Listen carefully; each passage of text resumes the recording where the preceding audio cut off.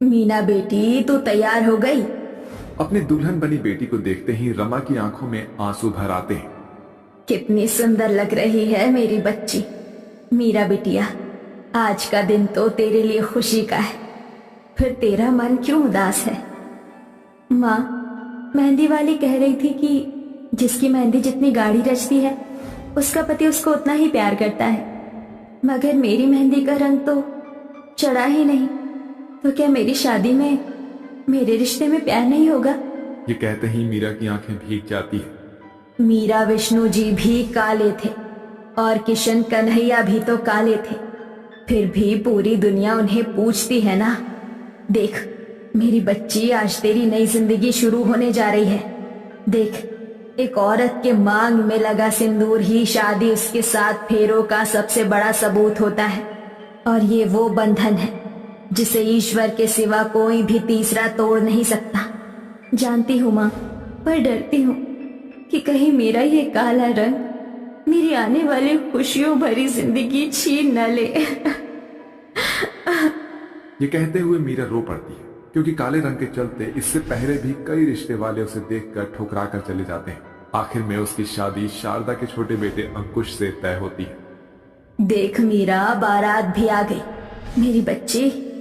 रमा मीरा को लाकर मंडप में बिठा देती है और सभी मीरा और अंकुश के फेरों में फूल फेंकते हैं, पर मोनिका उसे गुस्से से घूर रही थी, जैसे उसने उसका कुछ छीन लिया। अरे मोनिका बहू, तुम फूल डाल क्यों नहीं रही? फेरे चल रहे हैं। पता नहीं मेरी सास ने इस काली कलूटी में क्या देख लिया जो मेरे सोने से देवर को इस काली गवार के पल्ले बांध दिया। मोनिका, वैसे ये मंडप और फेरे देखकर मुझे हमारी शादी याद आ गई। हाँ, कैसे भूल सकती हूँ उस बर्बादी के दिन को। पता नहीं मम्मी डैडी ने तुम में क्या देख लिया जो मेरी शादी तुम जैसे बैटरी से कर दी। तुम मुझे डिजर्व ही नहीं करते। कहाँ मैं इतनी गुड लुकिंग मॉडर्न हॉट गोरी, और कहाँ तुम कलुए से। मोनिका को अपने गोरे रंग और सुंदरता का बहुत घमंड था, जिसका घमंड वो हमेशा दिलीप पर दिखाती थी। असल में मोनिका अंकुश को पसंद करती थी, क्योंकि वो सुंदर था। थोड़ी देर में बारात दुल्हन को लेकर लौटती है। बड़ी बहू, अपनी देवरानी का स्वागत करो। सासू माँ, मैं? हाँ तुम, आखिर तुम जेठानी हो। क्या दिन देखने पड़ रहे हैं, अपने गोरे हाथों से इस काली कलूटन का स्वागत करना पड़ रहा है। माँ, मैं अब और नहीं रुकने वाला हूँ, मैं थक गया हूँ। अरे अंकुश, सुन तो बेटा, इसे क्या हो गया? गुस्से में पैर पटक कर अंकुश कमरे में जाता है। रस्में खत्म होने के बाद मीरा भी कमरे में आती है। तभी उसकी चूड़ियों की आवाज से अंकुश चिढ़ जाता है और उसकी कलाई मरोड़ कर कहता है, काली कलूटन, बंद करिए शोर। अंकुश जी छोड़िए मेरा हाथ, मुझे दर्द हो रहा है। आओ, आओ। अंकुश मीरा की चूड़ी तोड़ देता है और दरवाजे पर खड़ी जेठानी ये देखकर बोलती है, अरे वाह, यहाँ तो माहौल पहले से ही गर्म है। मुझे आग डालने की क्या जरूरत, जो काम मैं शादी के इतने सालों में नहीं कर पाई, अब मेरा वो काम मेरी काली देवरानी करवाएगी। अंकुश जी, आप मेरे साथ ऐसा क्यों कर रहे हैं? क्या मैं आपको पसंद नहीं थी? नहीं नहीं नहीं, नफरत करता हूं मैं तुझसे। मैं तुझे अपनी पत्नी का दर्जा कभी नहीं दूंगा, कभी भी नहीं। ये कहते हुए अंकुश दूध का गिलास तोड़कर कमरे से चला जाता है। अपने टूटे रिश्ते के लिए बेचारी वो काली बहू रात भर तकिया भिगोती है। वही मोनिका छत पर जाती है। अरे देवर जी, आज आपकी सुहागरात है और आप यहाँ हैं। वैसे देवर जी, मीरा के साथ आपकी जरा भी जोड़ी नहीं लग रही है। कहाँ आप इतने हैंडसम, आपसे तो कोई भी लड़की पट जाए। मम्मी जी और पापा जी ने आपके साथ बड़ा ही गलत किया, बांध दिया उस काली भैंस से। मगर मैं हूं ना आपकी भाभी। उस वक्त अंकुश शराब के नशे में धुत था। क्या सही क्या गलत उसे कुछ भी नहीं सोचता, जिसका फायदा उठाकर मोनिका उसके करीब आ जाती है और देवर भाभी के रिश्ते को कलंक से भर देती है। सुबह के 5 बजे अंकुश की आंख खुलती है। वो खुद को मोनिका के करीब बदहाल देखकर घबरा जाता है। भाभी, आप? गुड मॉर्निंग देवर जी। वैसे कल रात बड़ी अच्छी थी। मोनिका की इन बातों ने अंकुश की उन गलतियों को बढ़ावा दे दिया। उस दिन से दोनों का नाजायज रिश्ता शुरू हो जाता है। दिन बीतते गए, पर मीरा हमेशा पति के प्यार को तरसती रहती थी, मगर अंकुश ने उसकी तरफ कभी भी नहीं देखा। अंकुश जी, आज तो आपकी छुट्टी है, हम कहीं घूमने चले? तुमने अपनी शक्ल देखी है? तुम जैसी काली कलूटी बैंगन लूटी के साथ जाकर मुझे अपनी बेइज्जती नहीं करवानी। इतने में कमरे में मीरा की जेठानी आती है। ओफो देवर जी, क्यों बेचारी मेरी सावली सलोनी देवरानी को जब देखो झाड़ते हैं। देखो खुद को, एकदम आंटी दिखती हो, और भाभी कितनी हॉट और गॉर्जियस है, और साथ ही गुड लुकिंग भी है। अपनी जेठानी के लिए अंकुश का ऐसा कहना देखकर मीरा को खटकता है। अंकुश का जेठानी जी के लिए ऐसा शब्द और जेठानी का मुस्कुराना, कहीं इनके बीच कुछ नहीं नहीं, मैं ऐसा सोच भी कैसे सकती हूँ। देवर भाभी का रिश्ता माँ बेटे का होता है। ऐसे ही दिन बीतते हैं। फिर एक दिन, सासू माँ, मैं ब्यूटी पार्लर जा रही हूँ फेशियल करवाने। बहू, मीरा बहू को भी लेती जा, दोनों देवरानी जेठानी एक साथ आ जाना। नहीं मम्मी जी, मैं अकेली चली जाऊंगी। ये बोलकर मोनिका चली जाती है। माँ जी, बाबू जी, खाने में क्या बनाना है? अरे मीरा बहू, अरे देखो ना आज कितनी अच्छी ठंड पड़ रही है। ऐसे में मक्के की रोटी और सरसों का साग मिल जाए तो मजा आ जाए। ठीक है बाबूजी, मैं बाजार से साग कटवा कर लाती हूँ। मीरा बाजार निकल जाती है। वो मन ही मन उदास थी। फिर सारे बाजार उसकी आंखों ने जो देखा, उसने उसे तोड़ कर रख दिया। अंकुश, तुम भी ना बड़े मस्करे हो, जब देखो मेरी तारीफ ही करते हो। मोनिका, अब तुम हो ही तारीफ के काबिल, और जब साड़ी पहनकर गीले बालों में तुम मेरी नजर के सामने से गुजरती हो ना, तो माँ कसम तुम्हारी पतली गोरी कमर देखकर इस देवर के दिल पर तो छुरियां चल जाती है। अच्छा ये बताओ, वैसे अगला सीन कब बनाना है? आज रात। उन दोनों की ऐसी घिनौनी बातें सुन मीरा के तन बदन में आग लग जाती है। अपनी जेठानी और पति के दिए धोखेबाजी के बाद उस बेचारी की आंखों से झरझर आंसू गिरने लगते हैं। मैंने कभी सपने में भी नहीं सोचा था कि मेरी खुद की अपनी जेठानी मेरी सौतन निकलेगी। विधाता, ये कैसा खेल खेला है तूने मेरे साथ। चाहे सच के लिए मुझे अपने सिंदूर के खिलाफ भी क्यों ना खड़ा होना पड़े, मैं इनका सच सबके सामने ले आऊंगी। जैसे ही मीरा घर पहुंचती है तो मोनिका सोफे पर बैठी होती है। अरे मीरा बहू, आओ, तुम्हें खुशखबरी देनी है। माँ जी, उससे पहले मुझे आपसे जरूरी बात करनी है।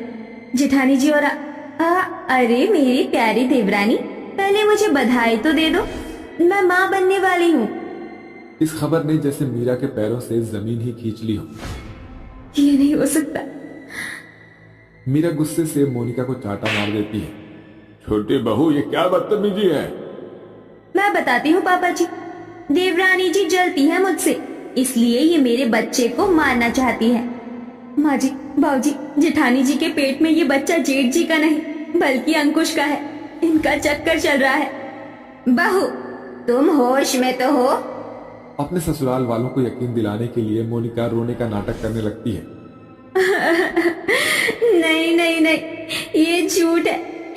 इतना बड़ा लांछन अपने ऊपर लेकर मैं नहीं जी सकती। मैं अपने बच्चे की कसम खाकर कहती हूँ, ये सच नहीं। देवरानी जी, मैं माता सीता तो नहीं हूँ ना, जो अपनी पवित्रता के लिए इस धरती में गड़ जाऊं। बहू, मोनिका बहू, तुम्हें कोई सबूत देने की जरूरत नहीं। गलती मेरी है जो मैंने इस जैसी काली लड़की से अपने बेटे की शादी करवाई। सोचा था कि इसका दिल साफ है, मगर ये मन की भी मैली है। अपने रिश्ते के साथ मीरा ने सास ससुर का भरोसा भी खो दिया था। वो एकदम अकेली पड़ जाती है। क्या हुआ मेरी प्यारी कलूटी देवरानी? लाख कोशिश के बाद भी तुम साबित नहीं कर पाई कि तुम्हारी अपनी जेठानी तुम्हारी सौतन है, और ना कभी कर पाओगी। तुम्हारा पति मेरे गोरे रंग पर लट्टू है, तो मैं क्या करूं? तुम्हारी जिंदगी में अंधेरा लिखा है, इस काले रंग की तरह।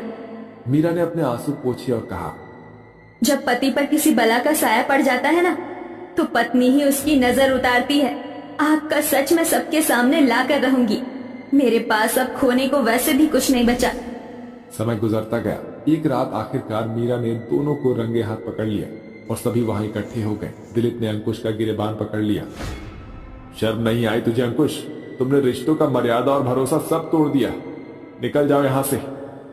कहा था ना जेठानी जी, आपकी हकीकत सबके सामने ले आऊंगी। आखिर में दिलीप मोनिका को छोड़ देता है। मीरा, मुझे एक मौका दे दो, प्लीज एक मौका।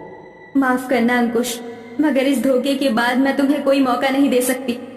अच्छा माँ जी, मैं जाती हूँ। मोनिका के एक गलत कदम ने एक साथ 4 जिंदगियां तबाह कर दी थी। मोनिका को वो शर्मिंदगी आज भी हर दिन तिल तिल करके खाती है।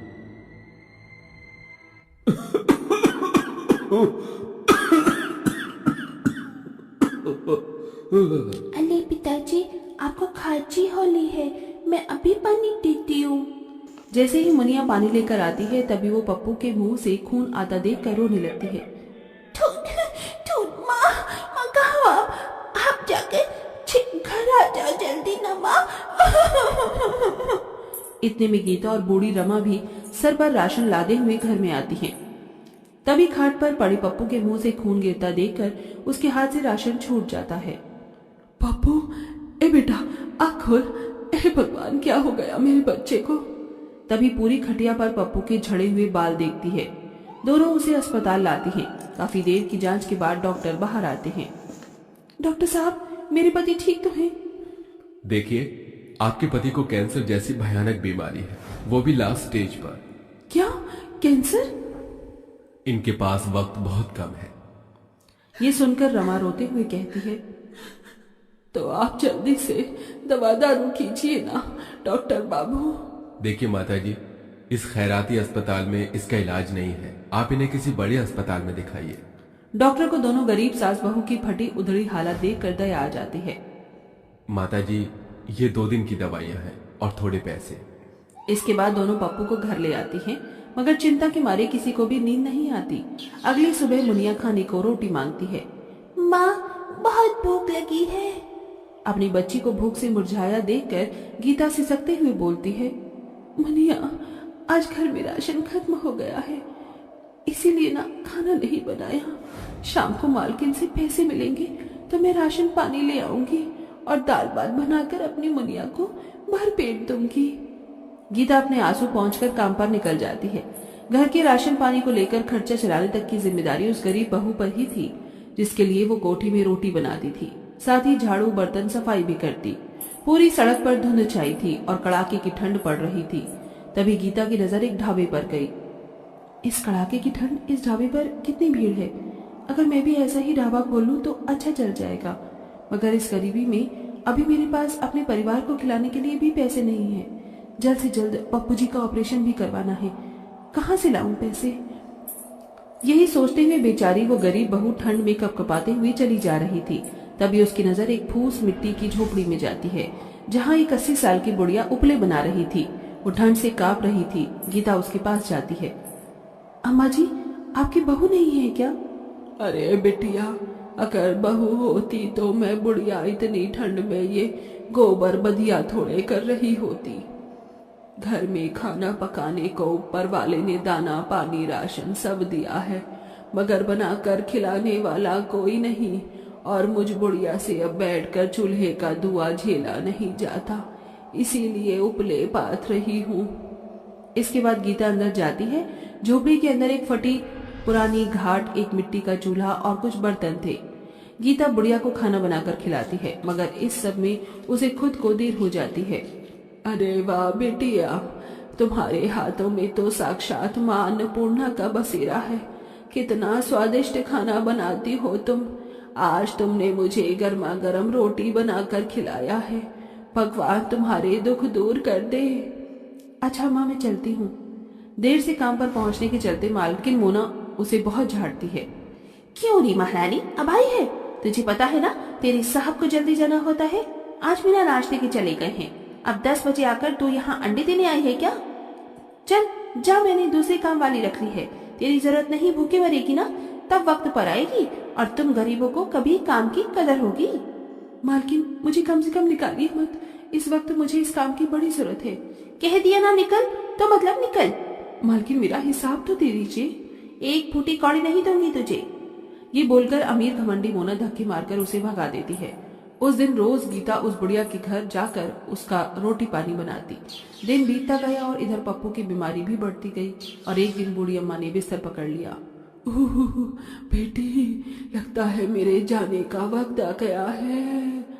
ऐसा मत कहो अम्मा जी, भगवान मेरे पप्पू जी और बूढ़ी अम्मा दोनों ही बीमार हैं और मैं दोनों में से किसी भी एक जिंदगी को नहीं बचा पा रही हूँ। बेटी, तू अपने पति को बचा। तूने मुझ बुढ़िया की बहुत सेवा बाड़ी की है। तूने मुझे वो सब कुछ दिया जो मैं चाहती थी कि मेरे बहू बेटे दे, इसलिए मेरे जाने के बाद इस जमीन की हकदार तू है। मैंने आज तक तुझे एक बात नहीं बताई, ये जमीन जादुई है। यहाँ तू जो भी कारोबार खोलेगी वो खूब चलेगा। मेरी मान तो तू यहाँ पर मेरे मर जाने के बाद अपना ढाबा खोलना। अपनी अंतिम सांस गिनते हुए बुढ़िया ने गीता को ऐसा कहकर दम तोड़ दिया। गीता का उस झोपड़ी और बूढ़ी अम्मा से गहरा लगाव था। थोड़े दिन बाद गीता ने अपनी सास के साथ मिलकर उसी जगह पर ढाबा शुरू कर दिया। गरीबी के चलते दोनों सास बहू के तन पर एक स्वेटर भी नहीं होता, जिसके कारण वो दोनों कड़ाके की ठंड में कांप रही होती हैं। हे मां अन्नपूर्णा, हम गरीब सास बहू के ढाबे पर अपनी दया करना। ही बहू, सिर्फ बोर्ड टांग देने से क्या लोग ढाबे पर थोड़े ही आएंगे, और आएंगे तो खाएंगे क्या? हमने कुछ बनाया भी नहीं और ठंडी हवाएं ढाबे में तेजी से आ रही हैं। इतनी ठंड पड़ रही है कि हाथ पांव भी जम रहे हैं। चूल्हे की आग जला के आग तापते हैं। ए जादुई चूल्हे, जल्दी से जल जाओ। इसी के साथ चूल्हा जल जाता है। इसी वक्त मुझे मटर पनीर और नान रोटी चाहिए। गरीब बहू के बोलते ही जादुई ढाबे में चूल्हा, चमका, करछी, कढ़ाई सब खुद चलने लगता है और पलक झपकते ही कढ़ाई भर कर मटर पनीर और नान रोटी बन जाती है, जिससे रमा भी चौंक जाती है। बहू, ये क्या जादू है? माँ जी, ये ढाबा आम ढाबा नहीं बल्कि जादुई ढाबा है। इतने में कड़ाके की ठंड देखकर लोग उन गरीब सास बहू के जादुई ढाबे में भीड़ लगाने लगते हैं। अरे बाप रे बाप, मर गया। अरे आज तो एकदम कड़ाके की ठंड है। बहन जी, जरा जल्दी से एक एक कप चाय पिला दीजिए, मलाई मार के। जी अभी बनाती हूँ भैया जी। ये जादुई ढाबी, मुझे बढ़िया सी चाय दो। इतने में दूसरा ग्राहक ऑर्डर देता है। अरे अम्मा, जल्दी से गरम गरम सब्जी रोटी लगा दो, फैक्ट्री में पहुंचना है, जरा जल्दी करना। बस लाती हूँ बेटा। बहू, दूसरे ग्राहक को रोटी सब्जी चाहिए। बहू, हमारे जादुई ढाबे में चूल्हा सिर्फ एक है और खाने वाले ग्राहकों की गिनती अनगिनत और फरमाइश भी अलग अलग। एक साथ सब कैसे होगा? माँ जी चिंता मत कीजिए, हमारा जादुई ढाबा हम गरीब बहू की इज्जत रखेगा। एक के बाद एक ग्राहक उन गरीब सास बहू को खाने का ऑर्डर देते हैं और जादुई ढाबे के झट से ऑर्डर उनके टेबल पर आ जाते हैं। ऐसा करके कुछ दिन में उनका जादुई ढाबा बहुत मशहूर हो गया और कड़ाके की ठंड में जादुई ढाबे पर सबसे ज्यादा चाय पीने की बिक्री चलती। माँ जी देखा, हमारे जादुई ढाबे से कुछ दिनों में ही हमको बड़ी आमदनी होने लगी। बस थोड़े दिनों में पप्पू जी के ऑपरेशन के पैसे जुड़ जाएंगे। रात के 10 बजे ढाबा बंद करके वो घर लौटती हैं, मगर उस रात बहुत तेज आंधी उठती है और रात से लेकर सुबह तक बर्फबारी होती है। दोनों सास बहू अपना ढाबा खोलने आती है तो पूरा ढाबा आंधी, तूफान और बर्फ से तबाह हो चुका था। उनका चूल्हा चकनाचूर पड़ा था। ये देखकर गरीब बहू बिलक बिलक कर रोने लगती है। सब खत्म हो गया, सब खत्म हो गया। हमारा जादुई ढाबा टूट गया। माँ जी, हमारे पापा जी को बचाने की एक आखिरी उम्मीद भी हमसे छिन गई। काश काश कि हमारे जादुई ढाबा फिर से जुड़ जाता। गीता के ये बोलते ही जादुई ढाबा अपने आप ठीक होने लगता है। देख गीता बहू, ये टूटा हुआ चूल्हा खुद से जुड़ रहा है। सब ठीक है। इतने में ग्राहक उनके ढाबे पर आने लगते हैं और दोनों सास बहू आंसू पहुंचकर काम शुरू करती हैं। एक प्लेट सब्जी रोटी की साथ में चाय मिल जाती तो बढ़िया होता। ये लीजिए भैया जी। भाई वाह, आपके ढाबे जितना बढ़िया चाय और खाना पीना और कहीं भी नहीं मिलता। वरना तो इस ठंड में जैसे बाकी के ढाबे वाले तो हम गरीबों को लूटने बैठे हैं। एक आप सास बहू कितना सस्ता खाना बेच रही है और स्वाद भी एकदम गजब का, जैसे जादुई ढाबा हो। ये सुनकर दोनों गरीब सास बहू मुस्कुरा देती हैं और पप्पू का ऑपरेशन भी हो जाता है। वहीं मुनिया भी स्कूल जाने लगती है। अब दोनों सास बहू के शरीर पर स्वेटर भी होता है, मगर वो सड़क पर कड़ाके की ठंड में रहने वाले गरीबों को कंबल भी बांटती हैं और हर दिन अपने जादुई ढाबे से खाना खिलाती। साथियों, सिर्फ जिंदगी में पैसा कमाना ही बहुत नहीं होता। गरीबों से कमाई गई दुआ उससे भी बड़ी होती है।